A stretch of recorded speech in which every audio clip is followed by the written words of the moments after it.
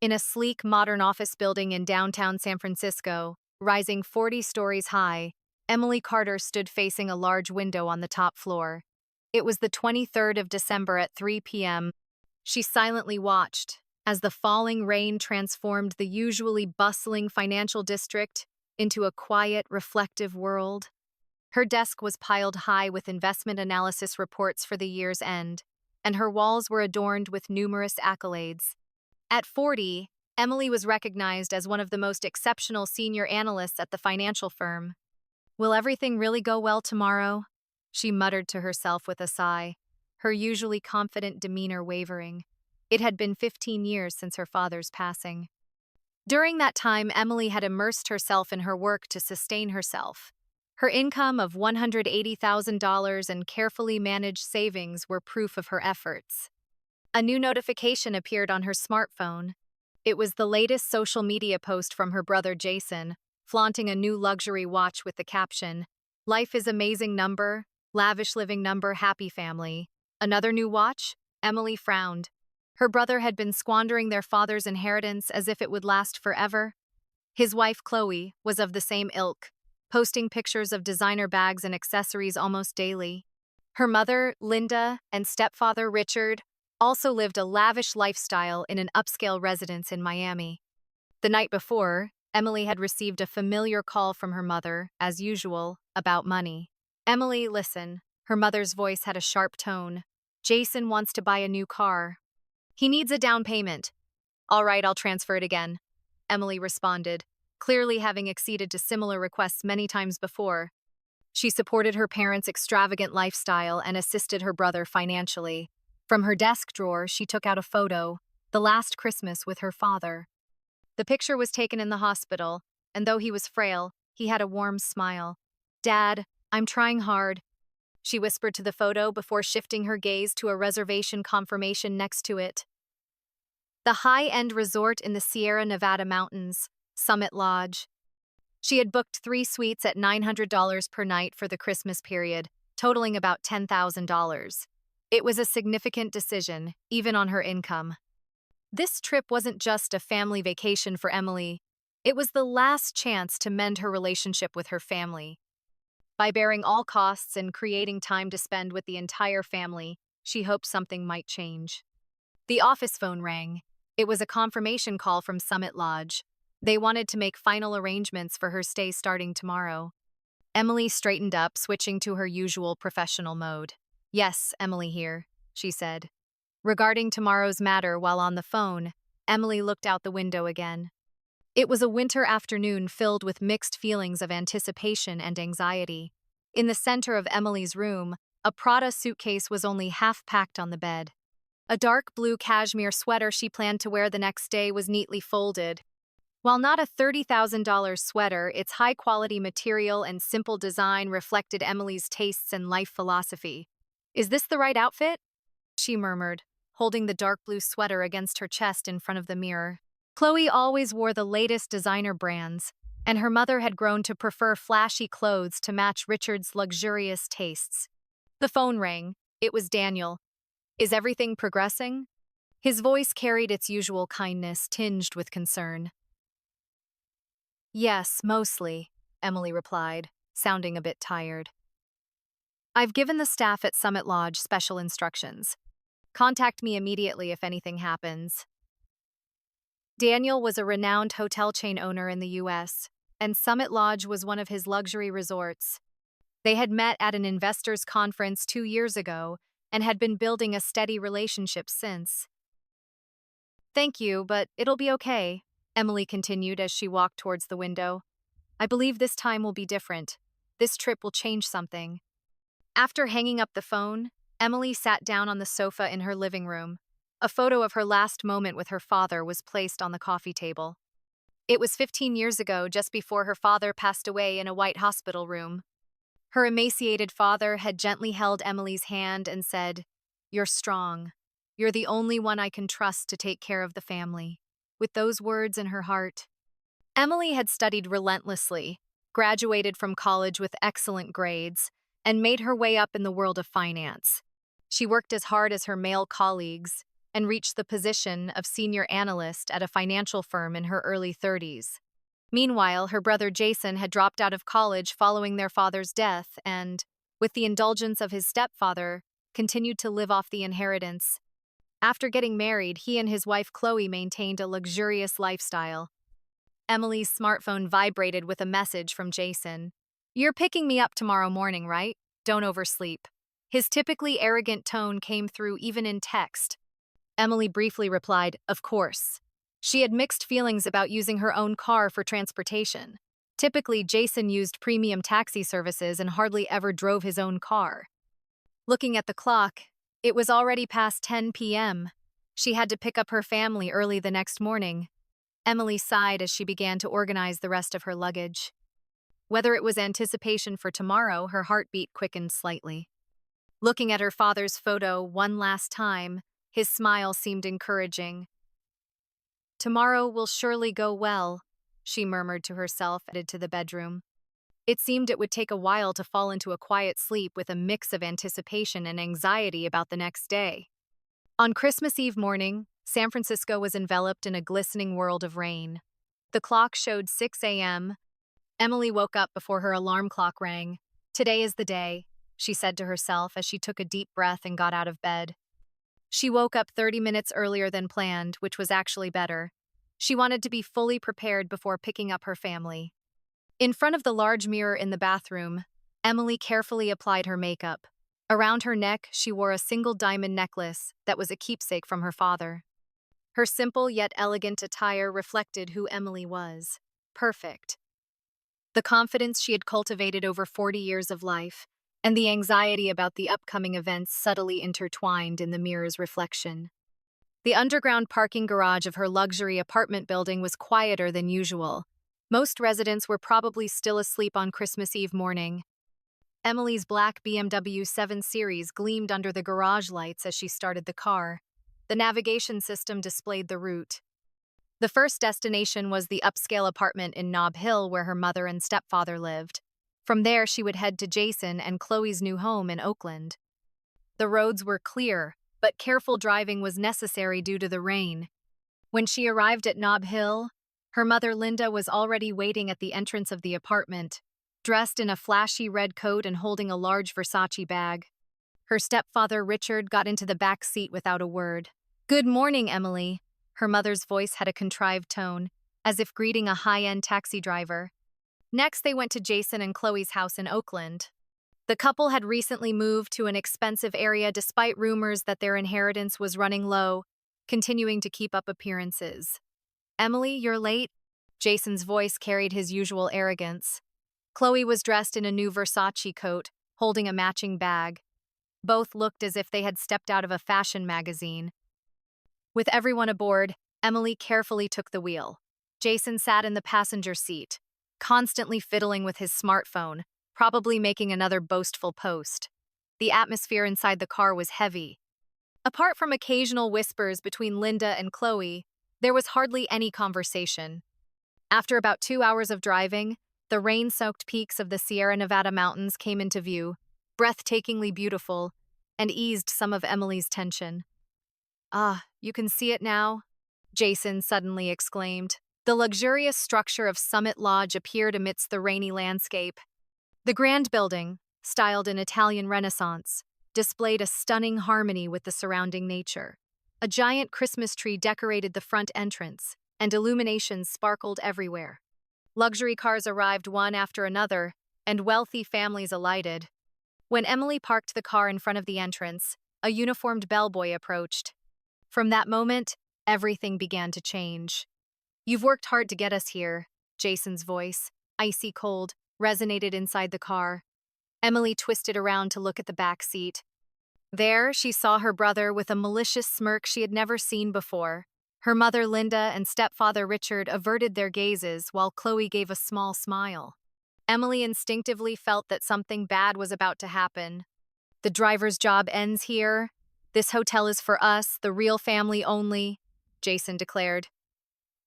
Emily was momentarily stunned. It felt as though the temperature inside the car had plummeted. "What do you mean?"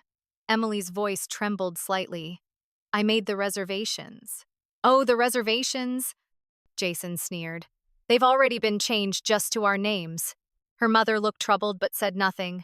Her stepfather Richard continued to look out the window. Chloe did not bother to hide her malicious grin. Everyone except Emily got out of the car. Jason instructed the bellboy to take the luggage. Emily slowly took out her smartphone, consciously trying not to let her hands tremble, and pressed Daniel's number. After a few rings, his calm voice came through. Hello, Emily. Daniel, cancel the reservations. Emily's voice maintained an unexpected calm. All of them, please. After a moment of silence on the other end, Daniel seemed to understand the situation. Understood. I'll arrange it right away. At that moment, a staff member in uniform approached from the front desk.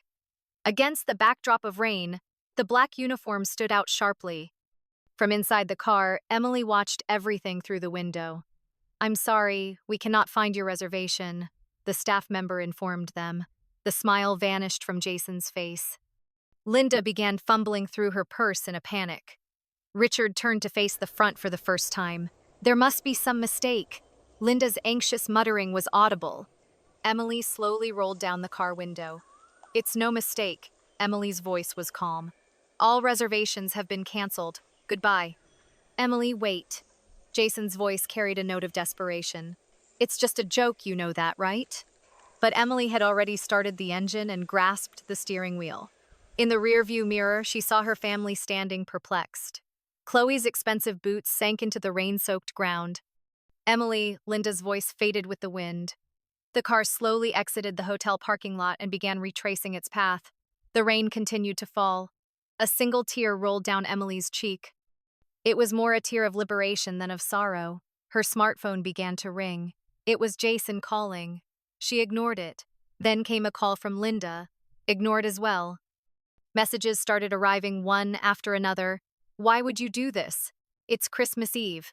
You've embarrassed us. Will you refund the accommodation costs? Emily let out a small laugh at the last message. In the end, their interest was always in money. Not in love or familial bonds, just calculations and pretenses.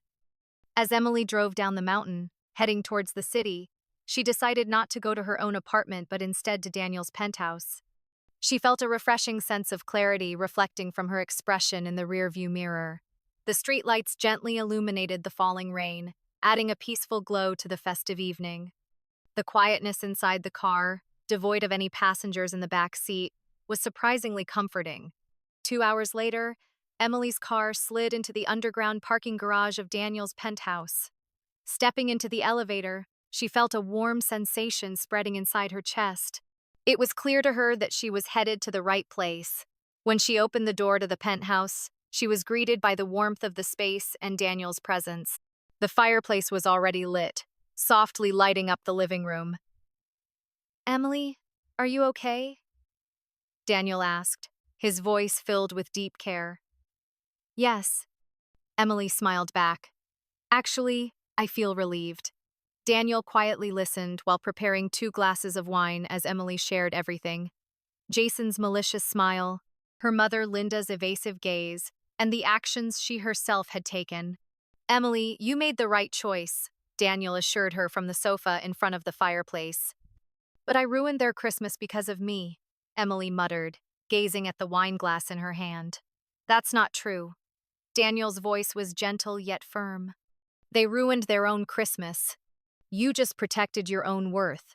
Tears welled up in Emily's eyes, but they were not tears of sorrow instead. They were tears of relief from the burden she had carried for years. Her smartphone vibrated again. This time it was a message from her stepfather, Richard. Because of your selfishness, you've embarrassed the entire family. Don't ever show your face again. Emily turned off her smartphone completely. Daniel placed his hand on her shoulder, offering a warmth she had never felt from her family before. From tomorrow, a new life begins, Emily declared, looking into the flames of the fireplace. I won't let anyone interfere with my life anymore. Daniel nodded silently. For Emily, this was the most meaningful Christmas Eve ever. She hadn't lost her family. She had reclaimed her true self.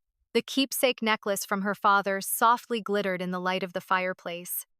On Christmas morning, San Francisco was enveloped in a glistening white world. The view from the windows of Daniel's penthouse looked like a postcard, with rain continuing to fall gently between the high rises, softly covering up the events of the previous day. "Good morning, dear." Daniel greeted her as he was already making coffee. The aroma of espresso filled the room. "I got a call from Summit Lodge this morning." Daniel started quietly. "Your family made quite a scene." Standing by the window with a mug cupped in her hands, Emily responded calmly, "I expected as much. Jason must have caused a commotion." Turning on her smartphone, the screen was quickly filled with notifications, over 40 missed calls, nearly 100 messages. Most were from her mother Linda and her brother Jason, with a few from Richard. "Emily, do you think this is acceptable? You've made us a laughingstock in the lobby of a luxury hotel, and I'll never forget it. How dare you treat us this way? What about tonight?" The last message was from her mother. "We need to talk about money. Call me immediately." Emily sighed deeply and set the smartphone down. Daniel hugged her from behind, his warmth reassuring. "I've made up my mind," Emily said, ready to face whatever came next. Empowered and unburdened, Emily turned to look directly into Daniel's eyes, her resolve clear. "I'm cutting off all ties with them," she declared firmly. Daniel nodded silently, his expression showing full support for her decision. "Are you sure about this?" he asked gently. "After all, they are your family." "No, they aren't," Emily replied with conviction. "A real family understands and supports each other. They were just strangers obsessed with money." The two moved to the breakfast table, where Daniel had prepared croissants and scrambled eggs, a simple but heartfelt meal. This was the true happiness Emily had been seeking. "I have a proposal for you, Emily," Daniel said, looking earnestly at Emily. "Why don't we live together?" Emily was momentarily speechless, the rain quietly falling outside the window. "Let's start a new life here together," Daniel suggested, his words bringing tears to Emily's eyes, tears of joy from being freed from the false burdens of family and finding a new true one. "Yes," Emily smiled. "That sounds wonderful, Daniel." Just then, her smartphone began to ring again. The screen displayed, "Mom," but Emily no longer hesitated. She picked up the phone and completely blocked her mother's number, followed by Jason and Richard. "I've taken a new step," Emily said with a clear and bright expression. Daniel responded with a warm smile. In mid-January, not long after the New Year, San Francisco was hit by a severe cold wave. From the window of Emily's office, the cityscape seemed to shiver in the icy north wind. "Miss Carter, there's a visitor for you in the lobby." Her secretary's voice came through the intercom. "Mrs. Linda Brooks is here." Emily's hands paused above the keyboard. Linda Brooks. It was the first time she'd heard her mother's name since that Christmas Eve. "Understood. I'll be right there," Emily replied, her voice trembling slightly. In the high-rise building's first-floor lobby, Emily's high heels echoed on the marble floor as she prepared herself for the reunion with her mother. Her mother was sitting on the visitor's sofa, not in her usual flashy attire, but in a simple gray coat. Her makeup was subdued, clearly showing signs of fatigue. "May I come in?" Her mother's voice lacked its former arrogance. Emily nodded silently and led her mother to the elevator. Once they arrived at the office, Emily gestured for her mother to sit on the sofa in the reception area. Outside, light snow began to dance in the air. "I came here because I needed to talk." Her mother started quietly, sitting across from Emily with a cup of coffee between them. "We've reached our limit." It was exactly as Emily had expected. Her father's inheritance was nearly depleted after years of extravagant living. Her stepfather's real estate investments had failed, and they were now burdened with debt. Jason was struggling to pay for his new car and was behind on rent. "We need help." Her mother's voice shook. "Mom, is this about money?" Emily asked, her tone calm. "Yes," her mother continued hesitantly. "For the monthly living expenses, Jason's car loan, and—" "Mom, that's enough," Emily cut her off.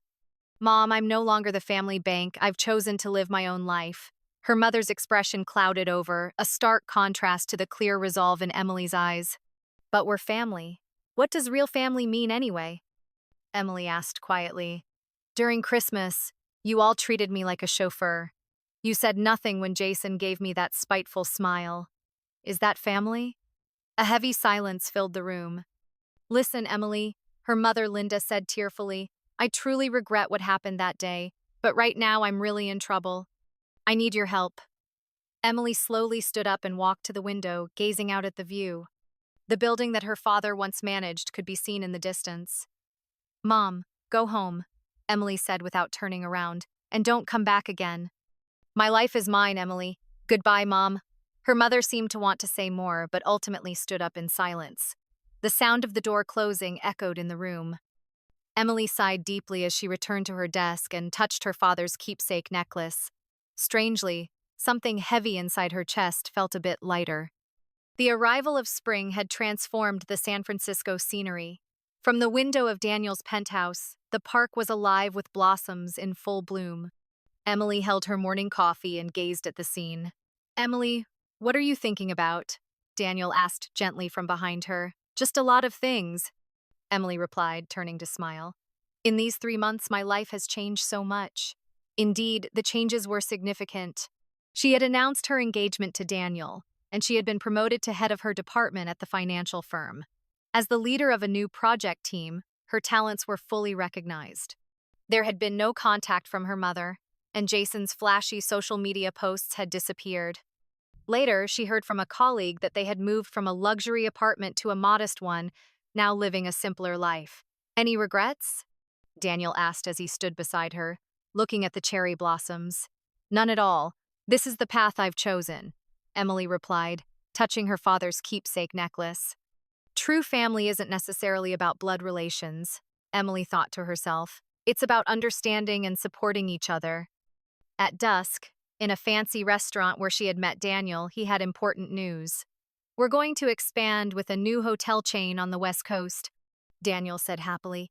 And I want you involved as an investment advisor. Emily nodded immediately. Work and private life, everything was coming into perfect balance. She had a feeling. A new beginning for our lives. Emily raised her glass. Yes, our lives, Daniel smiled, clinking his glass with hers. The chime sounded like the beginning of a new chapter. Emily's story offers important lessons about self-worth and personal freedom. In today's world, many people feel trapped in unhealthy relationships where they are exploited or disrespected. Here are some takeaways from the story. First, recognize your own value. Understanding your worth helps you make the right decisions, just as Emily realized she didn't have to endure her family's disrespect. Second, know when to say no. Sometimes, refusing is to protect yourself from negative situations. Emily bravely canceled commitments that no longer served her and walked away from toxic relationships. Finally, seek out supportive and positive relationships. Emily found true support and love with Daniel, who respected and understood her. In life, building relationships based on mutual respect and support is crucial. These insights can help you create a happier and more meaningful life.